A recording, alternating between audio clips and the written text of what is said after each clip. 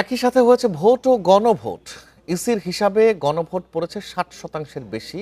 এর মধ্যে প্রায় 5 কোটি হ্যাঁ ভোট পড়েছে। ফলে জুলাই সনদ বাস্তবায়নের দায়িত্ব নিতে হবে নির্বাচিত সরকারকেই।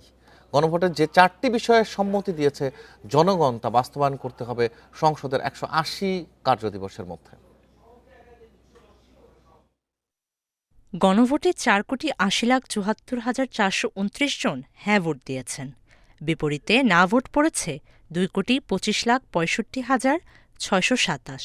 অর্থাৎ জুলাই সনদ বাস্তবায়নের পক্ষে রায় দিয়েছে জনগণ।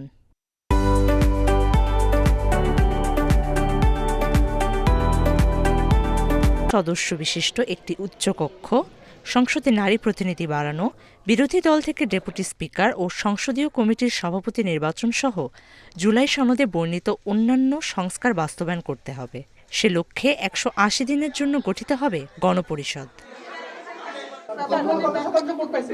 ইসি সচিব জানান, আদালতের আদেশে কয়েকটি আসনের ফল স্থগিত থাকায় সাধারণের চেয়ে গণভোটের হার বেশি হয়েছে। দুটো আসনে আপনার যে ভোটের সেটাকে আমরা পার্সেন্টেজে হিসাব করি নাই, কিন্তু গণভোটের উপরে যেহেতু নিষেধাজ্ঞা নাই, মাননীয় আদালতের কোনো নির্দেশনা নাই, সেজন্য গণভোটের তাদের পার্সেন্টেজটা ইনক্লুড করা আছে। প্রাথমিক ফল অনুযায়ী পার্বত্য চট্টগ্রামের 3টি জেলা রাঙামাটি, বান্দরবান ও খাগড়াছড়িতে না ভোট বেশি পড়েছে।